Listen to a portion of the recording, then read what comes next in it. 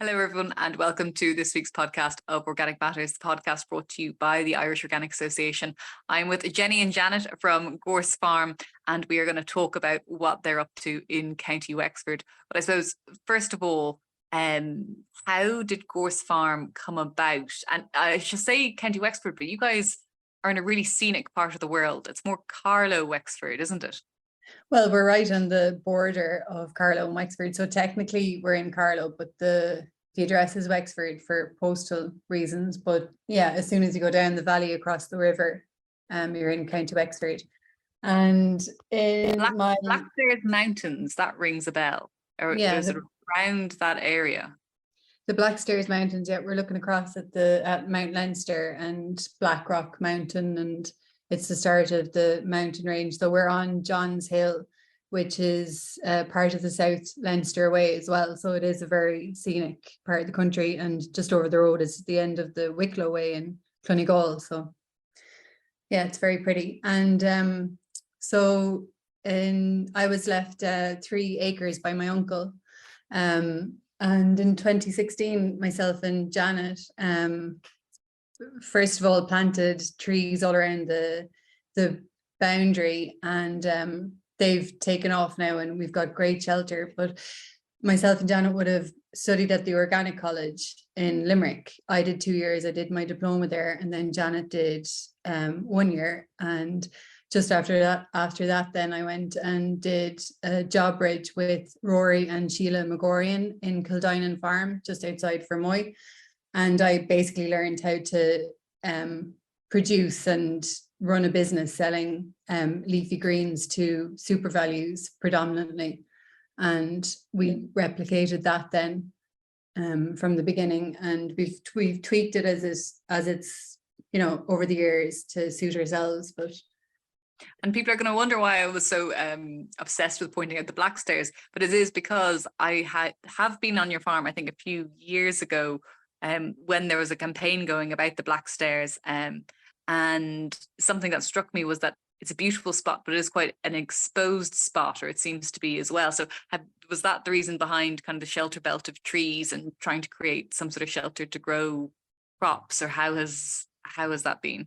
Yeah, absolutely. Like, some people would have come up here and said, "You're mad. Like, what are you doing tunnels up here for?" And when you look back at what the 3 acres looked like initially, you are kind of thinking like, geez, we were mad, but it paid off anyway.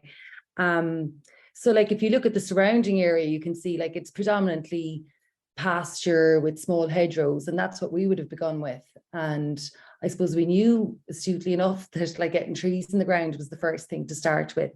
And, to see them now, like 7 years on, it's absolutely fabulous. The place has just matured so much. I don't know, they could be 30 foot high or something. Like, we would have put a lot of care and attention into the trees, and we still do. Like, we're still really passionate about hedgerows. We have 6.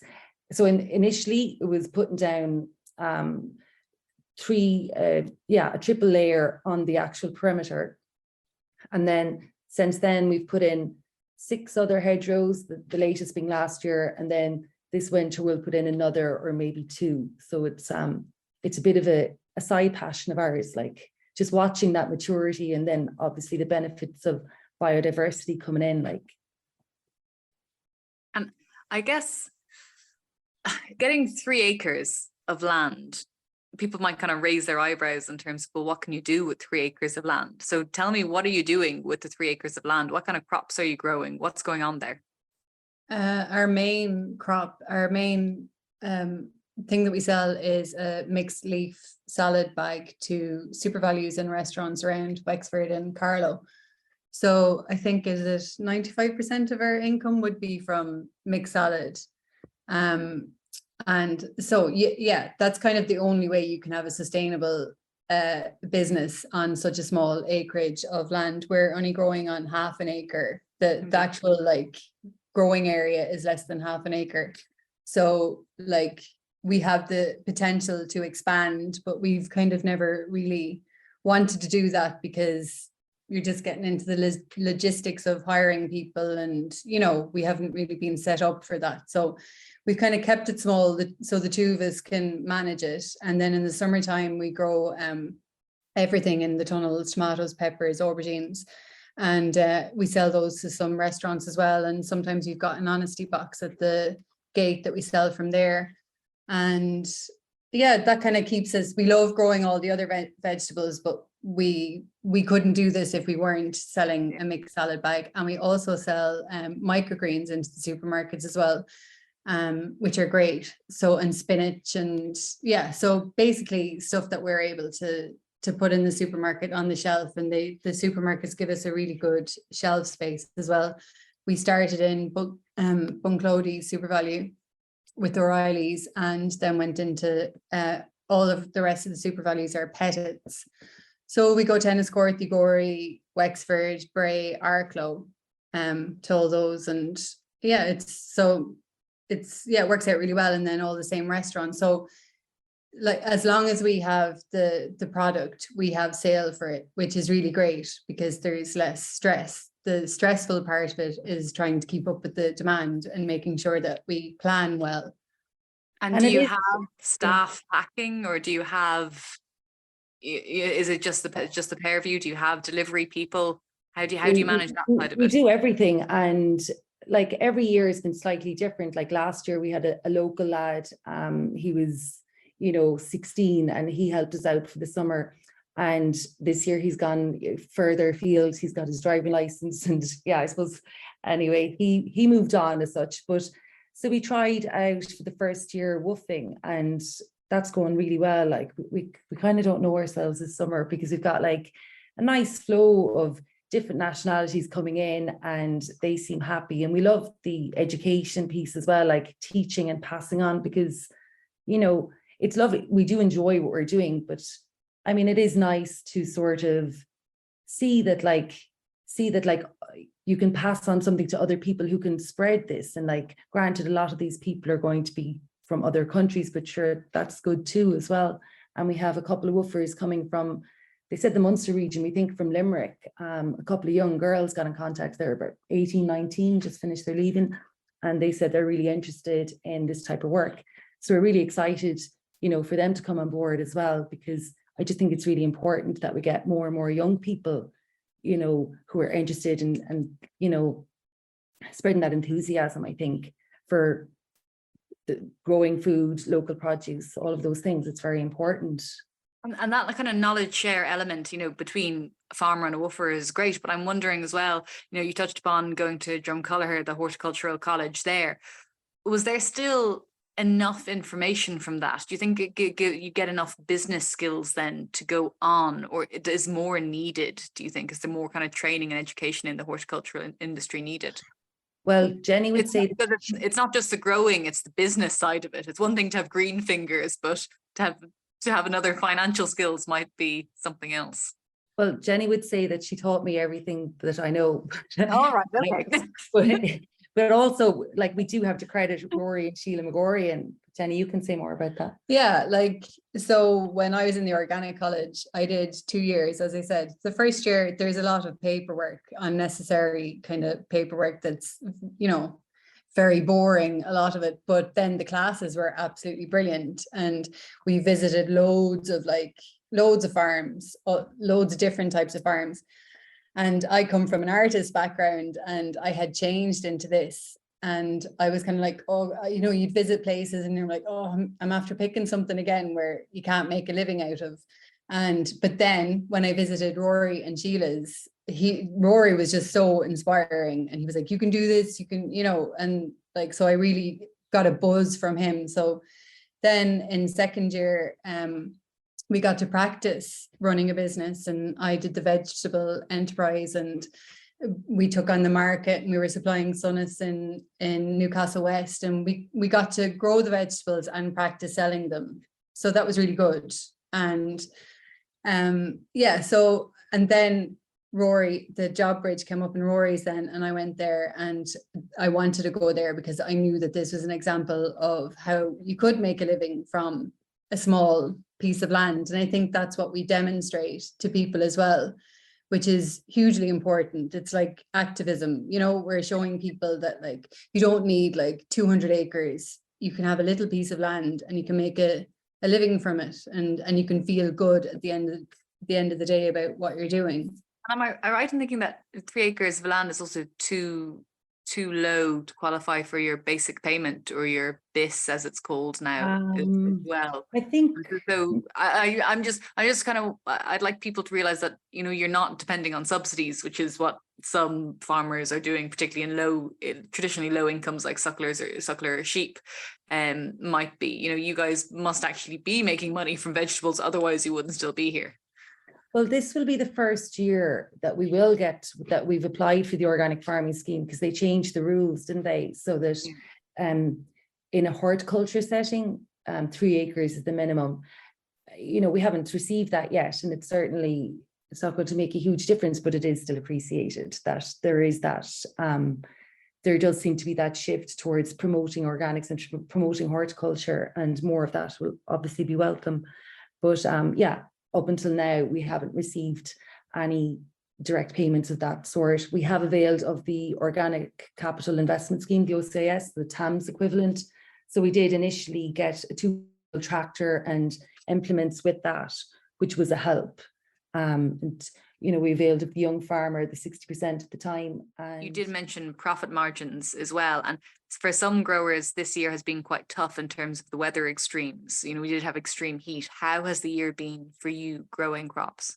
Yeah, it was definitely challenging. Like, we had a very poor early season, like when I say season, like June, particularly May, June was tough. Like we got hit by hail, and this destroyed some of our lettuce crops. Like, you know, when you're in a small area, if you get a couple of beds hit, that's like, it had serious repercussions. And then because the hail, then there was, like, in the rain, then there was slugs, and we never had slugs before. So it's like, yeah, it was a slog. It was difficult. It's been okay now, you know, for the last month. Well, the rain has started again now, but definitely, you know, the unpredictability of the weather makes this type of work very challenging. You know, you don't actually know. There was actually a hailstorm in Enniscorthy on the 25th of June. Now, Enniscorthy is only down the road from us, so, like, luckily it missed us. And to see the pictures of the amount of hail that hit that town was just phenomenal. And if that hit us now, I mean,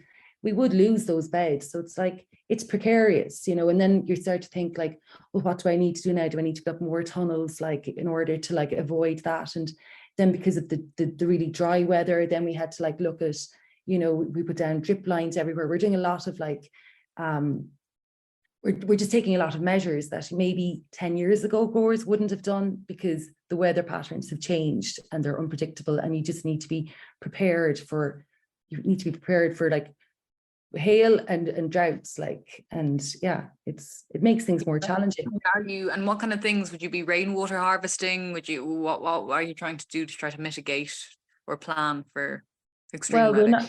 We're not actually doing rainwater harvesting just yet. I suppose we don't have enough infrastructure for that, but we've introduced drip lines in all of our outside beds, and we're using mulches. Like, we use a lot of either Mypex, which is like woven plastic, and then we also have wood chip, and we put wood chip down in all the paths, and wood chip on some of the beds, and straw then as well when it comes to the potatoes. So we're mulching everything. We're adding organic matter to raise, like, we'd have very, very sandy soil here, like, and we do raise the organic matter content, but it's still very free draining. So it's really like a combination of all these measures that can give you some little bit of a buffer against those weather extremes. I guess in terms of then organic, did you always know that it was going to be organic from the outset, or has that helped as well? Maybe not just from an ethos point of view, but also from a selling point of view. Was it kind of a two-way street in that regard? Well, definitely 100% organic, like, just always, like, no, yeah, wouldn't even fathom any other, like, you know, No. just, yeah, definitely. And from a selling point of view, I think, yeah, some people care, more people, I would say, just like local produce, and, you know, but yeah, definitely, like, and it's like, it's kind of a community for us as well. And, you know, we meet up every now and then, and kind of, you meet other people that way. And like, the IOA, we'd have a good network in there, you know, and would always go to the AGM and, you know, keep close contacts, and also from Drumculliher, like we'd have good networking there with Mary Lynch and Sinead and that. But I think it's like, it's the combination and the potential of the local hyphen organic. That's where the potential is, you know. Organic from Italy or from Spain is a whole different type of thing, but the local organic is where Ireland particularly has such amazing potential. You know, we're an island. This is what we should be like aiming for, shooting for. Like we have, you know, yeah, we grow grass well, but we don't just grow grass well. We grow lots of things well, and we need to start embracing that, I think, a bit more. And I guess kind of we have kind of touched upon kind of talking about having a network and various elements to that. But in terms of if someone's selling food, if I was to go into SuperValue and pick up a bag of your salad leaves, you know, how much would that cost me? $2.65, isn't it? Yeah. For Is there 100 any, grams. is there any kickback from customers saying, oh, that's too expensive, or are people just happy, like you said, to get a local organic product? Interestingly, like we were $2.50 for the bag for a long time, and then we put it up to $2.65 after a lot of deliberation. And then we moved into the most recent store, which is Pettit's in Bray. And I, like when we go into a new store, we usually go there and do a bit of promo and introductions, things like that. And when I was like holding up a bag of salad, showing it to people, this is the contents, this is the label, this is where we're from, you know, and firing out all this information, the price. And quite a few people came back and said, oh, that's cheap, or that's good value. And it was just really interesting to get that feedback. And granted, that's Bray, so maybe, you know, people in other parts of the country mightn't, it's a different demographic, but I don't think we're significantly more expensive than a very conventional product, really. Yeah. And I think the quality, like we get such feedback all the time, great feedback from people talking about the quality and how long the product lasts in the fridge. They can't believe that it doesn't just go stale or brown the minute they open the bag.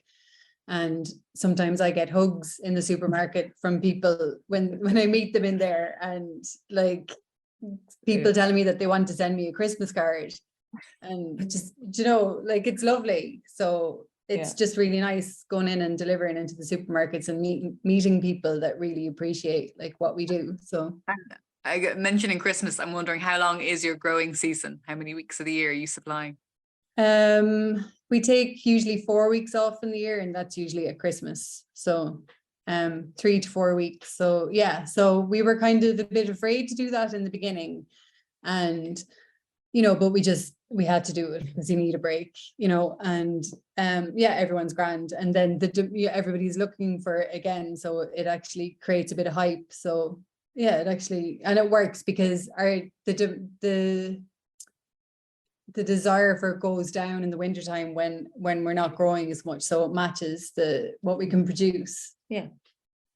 And in terms, I'm just wondering some of the technicalities around fertilizer, because I don't think you guys have, from my memory, you don't have any animals. So would you import any animal manures, or what do you do in that regard? We have one animal. We have a pony here, so he's very important. Oscar, yeah. He's like, very important member of the team. We make our own compost. We're totally independent in that sense. We would have got neighbours' farmyard manure in the past, but we haven't had anything in the last few years. And we put a lot of effort into our compost making, and between the pony and just layering and adding wood chip and just making sure that we're doing that right, we can meet all of our own fertility needs. So we're very happy about that. Yeah, we've got a very good composting system inspired by Charles Dowding that my father very kindly built for us. So we've got a great system, and we produce lovely compost, so it's great. Does that involve a lot of timing and turning, or at certain points? No, because we just layer it well, you know, and then it's kind of just turned once, I suppose, then, and then it's kind of ready. Yeah, and just because we have the mulcher more, we're putting in small materials. So like, without going into too much detail, there's a few different elements to it, but I suppose it is possible to do. You know, a lot of people would think that you'd need to be importing a lot, and as it turns out, you may not. Yeah. And then I guess in terms of, you mentioned getting a grant for a tractor for a small, there's a specific name for it. What's the specific name? Two-wheel tractor. It's a BCS Two-wheel tractor. 740. Yeah. And I have seen it, and it's interesting to look at for people who've never seen a two-wheel tractor before. But is there any other bit of equipment? Because there might be small scale producers out there, people thinking of doing it, who would be interested. You know, what kind of would you have a couple of items that you couldn't live without? Definitely couldn't live without the mulcher and the two-wheel tractor anyway. And Oh yeah. what else do we? Our oscillating hose, they're brilliant. Yeah, from all- Frugal Farm. All the hand tools, really. The rest of it is all hand tools. Oh, we got a washing machine converted, a top loading washing machine converted so that spins our salad when we rinse it. Cool. That's like Yeah. a really important tool that we couldn't be without. We did get the greens harvester, but I'm not a big fan.